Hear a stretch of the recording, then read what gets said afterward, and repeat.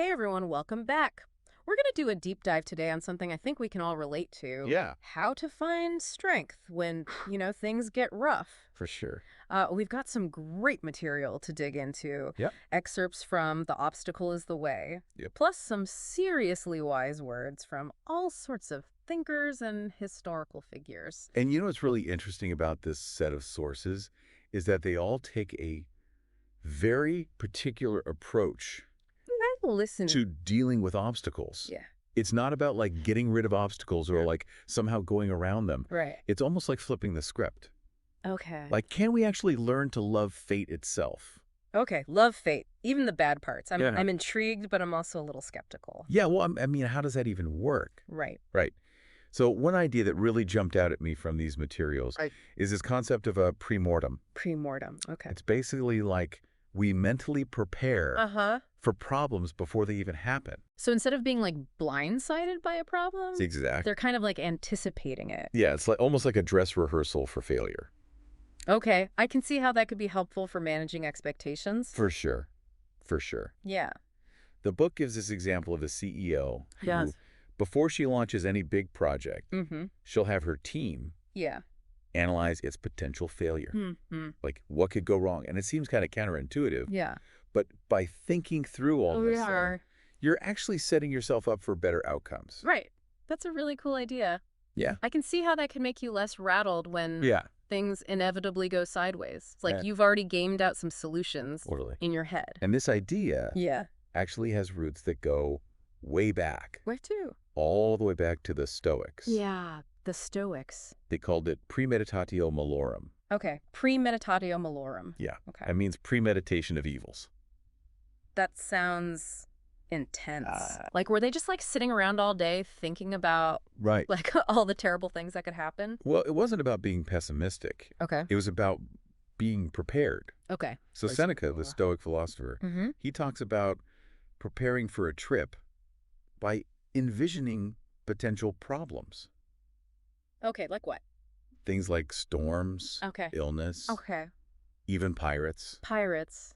Wow, in Seneca's time, I guess that was a legitimate concern. Right. But I see what you mean. Yeah. It's like that, what's the worst that could happen exercise Exactly. that some people do before a big presentation or something. It's Exactly. the nerves Yeah, out. totally. Yeah. And, you know, if we connect this to the bigger picture, Yeah.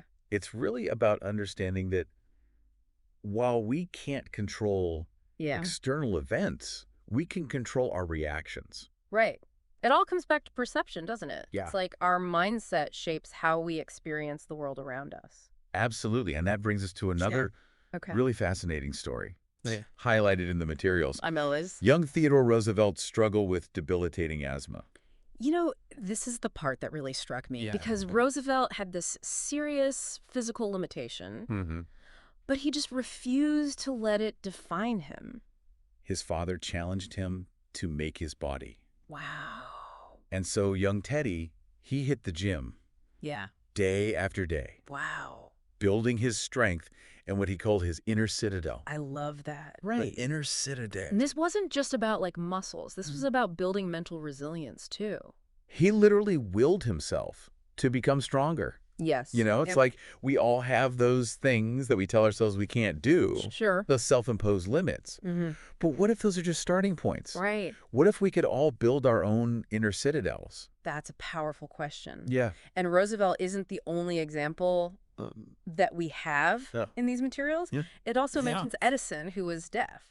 Wait, seriously? And Helen Keller, who was both deaf and blind. Edison was deaf, but he invented the phonograph. That changes There we my go. whole view of that invention now. Right. And Helen Keller, to achieve all that she did with those limitations, Yeah. it's incredible. It really is. Yeah. And, you know, their stories illustrate Yeah. that sometimes what we perceive as weaknesses Yeah. can actually become our greatest strengths. So limitations Mhm. could actually be superpowers. Yeah. I kind of like that. Yeah. Which brings us to a really tough one. Okay. What if the obstacle isn't just a personal challenge, Yeah. but fate itself? Okay. What then? I don't know. Well, that's where Nietzsche comes in. Nietzsche. Yes. Specifically his idea of amor fati, Amor fati. Yeah. Okay. which means love of fate. Okay, I'll admit, this one's always tripped me up a bit. Yeah. It's not about, like, liking everything that happens, right? You're right. Because some stuff is just plain awful. It's not about naive optimism Yeah. or pretending that bad things don't happen. Right, It's more about right. accepting what we can't change Hmm. and then finding the good, Okay. even in those tough So situations. more like making lemonade out of lemons, Yeah, but, like, on a much deeper level. exactly. Yeah. And, the materials actually use a Yeah. pretty mind-blowing example. Okay, who? Thomas Edison, Okay. the same guy who built his inner citadel Yeah. and faced down deafness. Hmm. His entire factory burns down. Oh, God. A massive setback. Yeah. And what's his What reaction? does he say? We just got rid of a lot of rubbish. I remember reading that and just being stunned. Like, Yeah. most people would be devastated. For sure.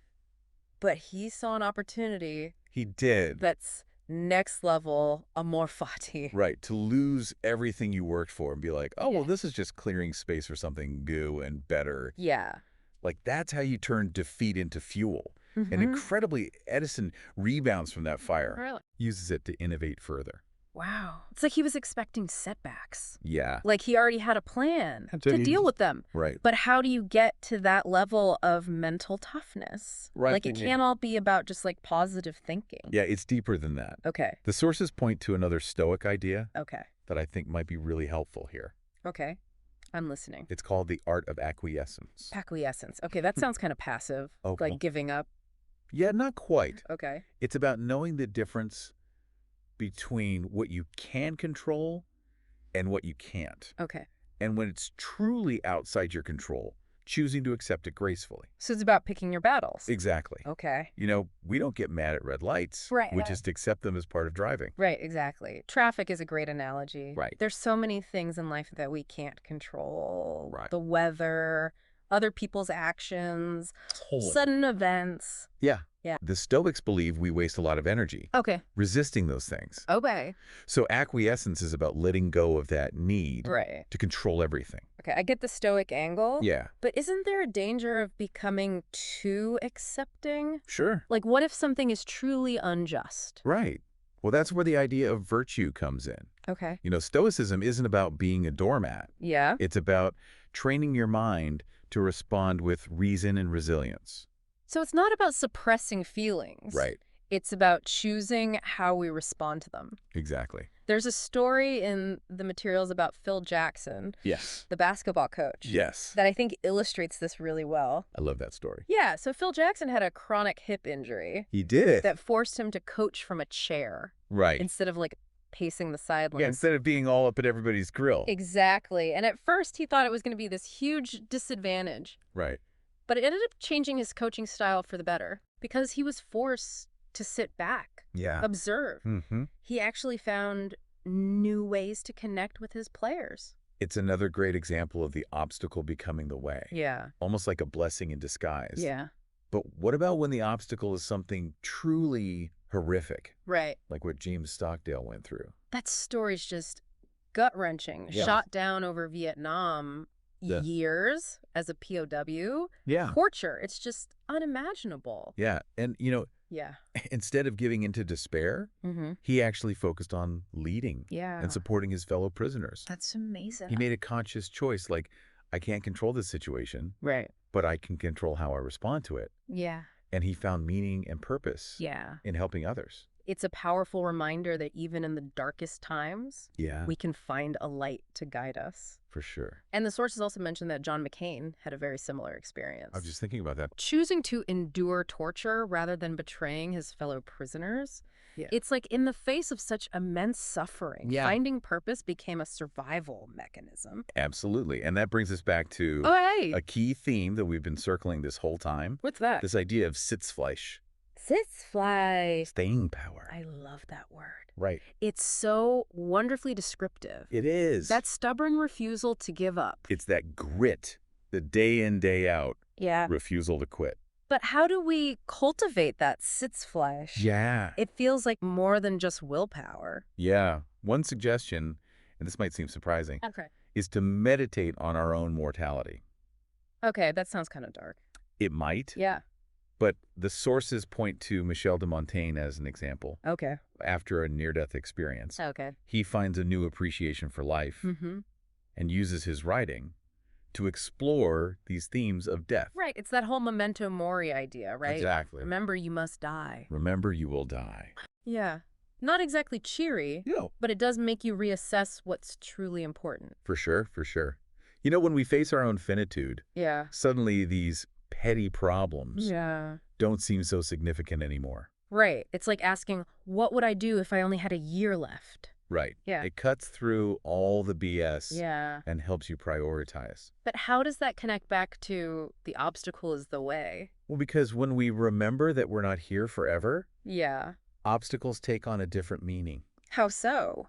They become less daunting, Okay. less permanent, Right. and we might even find the courage to tackle things that we've been putting off. Mm. It's almost like death itself can become the way. Okay, so we've been like deep in these Stoic ideas, Yeah. perception, action, even that like love of fate thing, Hmm. but it all feels very theoretical. You know, do Right. people actually live this way? That's what's so cool about the source material for this deep dive. Okay. It's like a highlight reel of people throughout history. Yeah. Who put these principles into action? Yeah. And not just philosophers, Right. but leaders, artists, revolutionaries. We were just talking about Marcus Aurelius, like Exactly. an emperor writing about Stoicism while running an empire. Like, that's got to be stressful. Yeah. Right. Yeah. The materials mention Cato, Okay. fearlessly defending the Roman Republic. Wow. Epictetus, who went from slave to renowned Stoic teacher. Wow. And figures like Thomas Jefferson and George Washington Okay. were deeply influenced by these ideas too. It's wild to think about like concepts from centuries ago Yeah. still shaping how people lead, create, even fight for freedom. It really is. It's like a secret thread through history. And you know what's even more interesting? Right. A lot of these figures, they didn't call themselves Stoics. Right. They just lived by these principles, Yeah. which shows you how practical this philosophy really is. Like it wasn't just a bunch of dusty books. It No. was a toolkit Totally. for dealing with life's messiness. Yeah. It gives me hope, honestly. Me too. And, you know, Yeah. the sources, they give us glimpses Yeah. of how they use those tools. Okay, like what? Like Frederick the Great, the king of Prussia. Okay, yeah. He literally carried Stoic writings with him on military campaigns. Wow, so he's got like a manual for resilience Yeah. tucked into his pocket. Yeah, it's like a leadership handbook. It makes you wonder what's on my mental bookshelf. Right. And we see it with others too. Yeah. Montaigne had an Epictetus quote Okay. above his desk. Hmm. George Washington used a play about Cato Wow. to inspire his troops during that brutal winter at Valley Forge.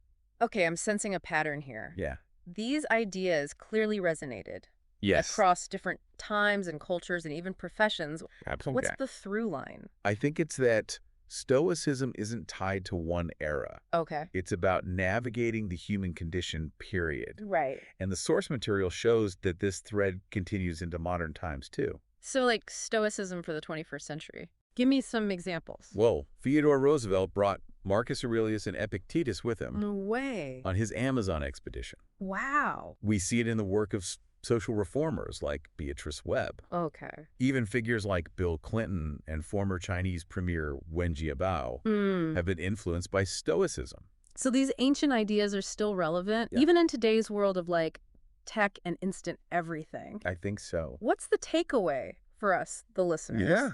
How do we tap into this? The sources offer a pretty awesome answer. Okay, what is it? We become philosophers in action.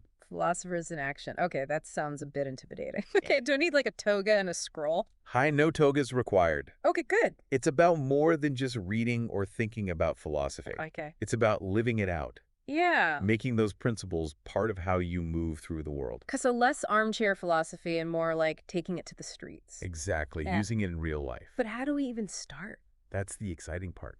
You've already started How? just by engaging with these ideas, Oh. considering how to apply them. Okay. You're taking those first steps I'd like that. on the path of philosophy. Wow, I never thought of it that way. Yeah. It's a bit daunting, but also kind of inspiring. Yeah. Like maybe we all have that potential within us. I think so. Yeah. And remember, you're not alone in this. Right. Countless people throughout history have walked this path. Yeah. Their stories are proof that it's possible. Yeah. Like we're all part of this grand tradition Yeah. of seeking wisdom and applying it to our lives. That's a comforting thought. It's Yeah. like we have this huge well of experience to draw from. I love that image. Yeah. A well of experience. So it's not just about learning about Stoicism. Right. It's about joining this lineage of people Yes. who actually used it to overcome obstacles and live meaningful lives. Exactly. And as Epictetus said, Yeah. this philosophy, it's close at hand.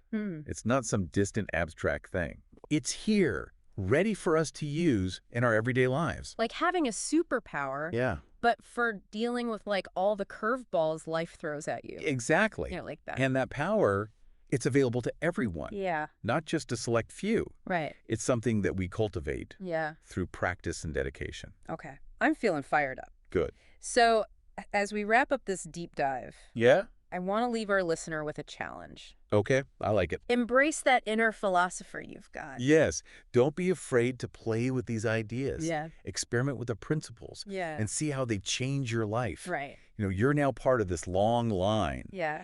of philosophers in action who use these ideas to overcome and achieve amazing things. That's right. So go out there, Yes. armed with the wisdom of the Stoics Yeah. and the courage to face whatever comes your way. Thanks for joining us on this deep dive. Absolutely. Till next time.